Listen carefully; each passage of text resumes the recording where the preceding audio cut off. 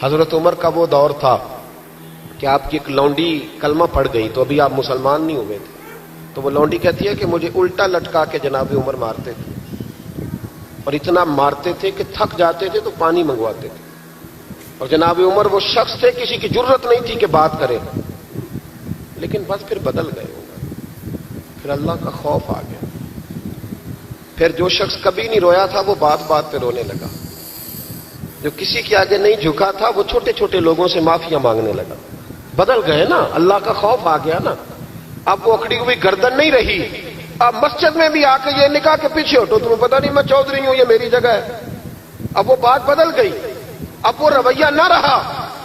حضرت عمر فاروق رضی اللہ تعالیٰ عنہ، اور اس وقت تو ایک قبیلے کے سربراہ تھے نا، صرف ایک قبیلے کے، اور جب فاروق اعظم بدل گئے تو 24 لاکھ مربع میل کے حکمران، 24 لاکھ مربع میل کا واحد حکمران، اور جب کیسر و کسریٰ جیسے بادشاہ عمر کو بلائیں تو عمر کہیں جاؤ دوڑ جاؤ، میرے پاس ٹائم نہیں۔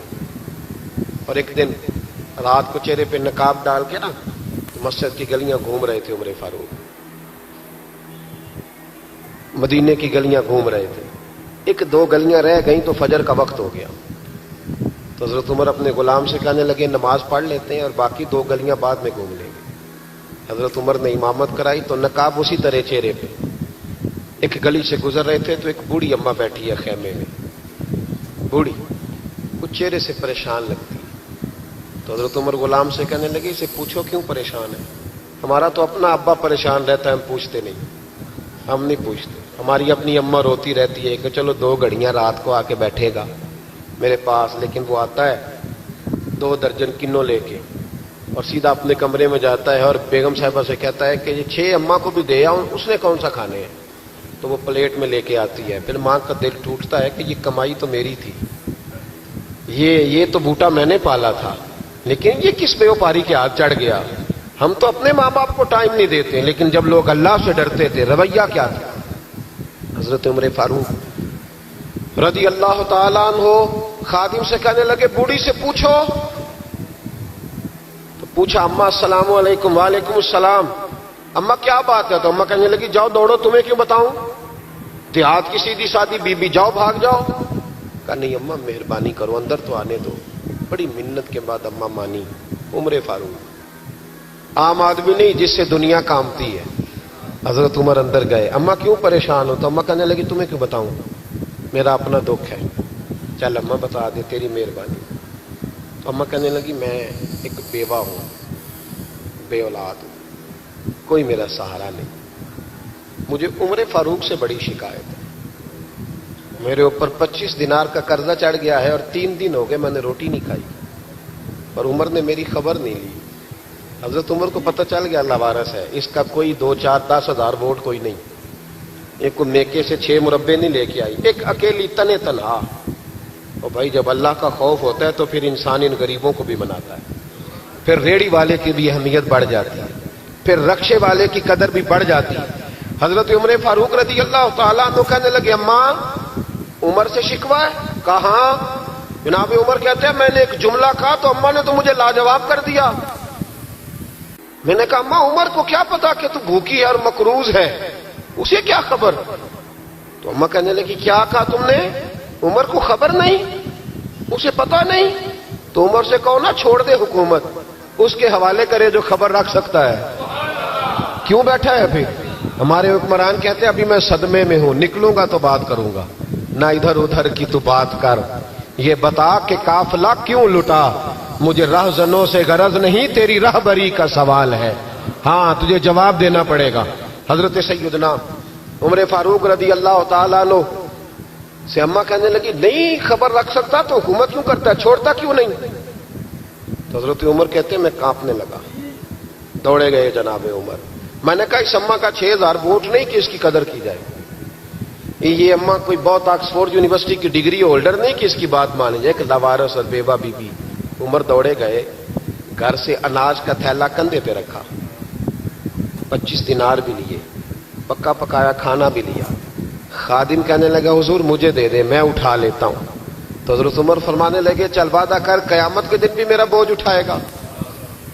کہنے لگا جی نہیں وہاں نہیں اٹھا سکتا. فرمایا پھر آج بھی نہ اٹھا, مجھے ہی اٹھانے دے, یہ میرا بوجھ ہے تو مجھے ہی. اماں کے سامنے 25 دینار بھی رکھے. پھر اماں کو حضرت فاروق اعظم نے 2 مہینے کا راشن بھی دیا, پھر پکا پکایا کھانا بھی دیا. معمولی آدمی کی بات نہیں کر رہا, 24 لاکھ مربع میل کا حکمران. حضرت عمر مدینے میں بیٹھ کے کبھی للکار دیں تو کیسر و کسریٰ کی ٹانگیں کانپیں. جناب عمر فاروق رضی اللہ کھانا کھلا کے اماں چارپائی پہ تھی تو عمر نیچے بیٹھ گئے. کہنے لگے اماں چل عمر کو معاف کر دے, چل چل جانے دے, کوئی عرض نہیں, بیچارے کو پتہ نہیں چلا. تو اماں کہنے لگی تو نے پھر عمر کا ذکر چھیڑ دیا. بیٹے میرے گھاؤ بڑے گہرے ہیں, میرے زخم بڑے سخت ہیں, کلیجہ پھٹے تو تجھے دکھاؤں کتنی تکلیف میں ہوں. میں تو پکا ہوا پھل ہوں, کسی وقت بھی دنیا سے چلی جاؤں گی. میں نے عمر کو معاف نہیں کرنا. جب میں قبر میں جاؤں گی نا, نبی کریم علیہ السلام آئیں گے تو میں عمر کی شکایت کروں گی. میں کہوں گی حضور اس سے پوچھئے یا رسول اللہ بیوہ اور بوڑھی کا خیال ہی نہیں کیا. تو آپ کے غلام کہتے ہیں میں نے عمر کو کبھی اتنا روتے نہیں دیکھا جتنا آج روئے. کہنے لگے اماں عمر کو میں جانتا ہوں وہ کمزور ہے, یہ شکایت نہ لگانا, وہ کمزور ہے, مقابلہ نہیں کر سکے گا, یہ شکایت نہ لگانا, چل معاف کر دے. تو اماں کہنے لگی اچھا تو مجھے کچھ اچھا لگتا ہے, جا تیری خاطر عمر کو معاف کیا, تو پیارا لگا ہے, جا معاف کیا, تیری خاطر معاف کیا, تیری خاطر عمر کو معاف کیا. حضرت عمر فاروق کہنے لگے مجھے لکھ کے دو. کون اتنے جتن کرتا ہے, کون؟ کسی سے کہنا جا اپنی اماں کو منا لے, تو کہتے ہیں نہیں میری غلطی کوئی نہیں تو مناؤ کس بات پہ, ہمیں تو 20 دلیلیں آتی ہیں. جا ابا کے پیر پکڑ لے. پتہ ہے نبی پاک علیہ السلام نے فرمایا جس کا باپ راضی ہوگا اسی کا اللہ راضی ہوگا, اور جس کا باپ ناراض ہوگا وہ سارا دن وظیفے پڑھے, اس کا اللہ راضی.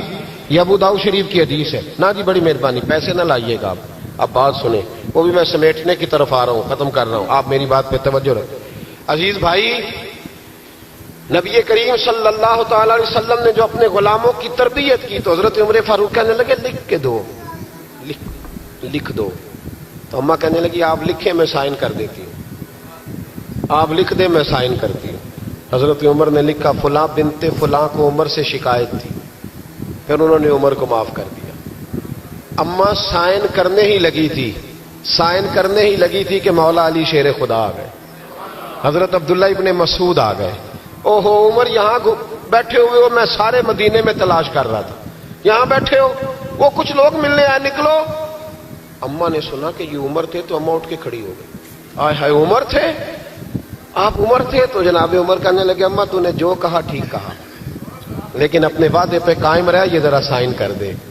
اماں نے سائن کیے تو حضرت عمر فاروق فرمانے لگے علی آ گئے ہو تو بطور گواہ تم بھی دستخط کر دو. عبداللہ ابن مسعود تم بھی بطور گواہ جب سائن ہوئے تو جناب عمر نے رکا لپیٹا اور مولا علی شیر خدا سے فرمانے لگے علی یہ رکھ لو, مجھے لگتا ہے میں تم سے پہلے دنیا سے جاؤں گا, اور جب میں پردہ کر جاؤں نا تو یہ رکا میرے کفن میں رکھ دینا. اگر حضور علیہ السلام نے پوچھا نا میری امت کے ساتھ کیا سلوک کر کے آئے ہو, تو رکا نکال کے کہوں گا یا رسول اللہ ایک بوڑھی ناراض تھی, میں اسے بھی راضی کر کے آیا ہوں, حضور یہ میں راضی. بھائی جب تک ہم اللہ سے نہیں ڈرتے معاشرہ اصلاح پذیر نہیں ہو سکتا. جب تک یہ وظیفہ پک نہیں جاتا کہ اللہ میرے ساتھ ہے اور اللہ مجھے دیکھ رہا ہے, تب تک حالات بہتر نہیں ہو سکتے. جب انسان یہ وظیفہ پکا لیتا ہے تو پھر چونٹی پہ بھی ظلم نہیں کرتا, پھر وہ گدھے کو ڈنڈا مارتے ہوئے بھی سوچتا ہے. پھر میرے بھائی وہ پھر احساس کرتا ہے کہ جانور کی وجہ سے ہی نہ قیامت میں پوچھ لیا جائے. لیکن جب اللہ سے نہیں, ہمارے اب نہ تو مراقبے رہے, نہ ہم تنہا مصلے پہ بیٹھتے ہیں, نہ رات کو رب کریم کو مناتے ہیں, نمازیں ہیں تو وہ بھی ساری دکھاوے کی, اللہ ماشاءاللہ. ہمارے سارے معاملات میں دکھاوا اس تیزی سے آیا کہ روح کا وہ اجر اور دل کی وہ کیفیات ختم ہوتی جا رہی ہیں. رات مصلے پہ بیٹھے, اپنی اصلاح کے لیے اپنے مالک کے حضور دعا کریں, اور سب سے بڑھ کر یہ کہ یہ ذہن بنائیں کہ میں, یہ باپ مجھے بعد میں ملا, اماں مجھے بعد میں ملی, بچے بیوی بعد میں ملے, پہلے تو میں اپنے رب کے پاس تھا.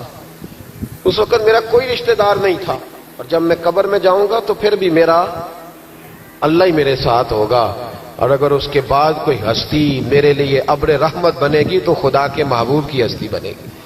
میرے بھائی جس آدمی کے ساتھ انسان کو ہمیشہ کام پڑے اسے بندہ ناراض نہیں کرتا، اس کے ساتھ دوبارہ بھی مجھے کام پڑے گا۔ تو رب رسول کے ساتھ رشتے مضبوط کریں۔ ہم بڑے کمزور ہوتے جا رہے ہیں، باتوں کے گورکھ دھندے میں زندہ ہیں، کسی کو بھی چھیڑ لیں، جتنی مرضی باتیں سن لیں، کسی شخص سے بھی آپ ڈسکس کر لیں، جو مرضی اسے سن لیں،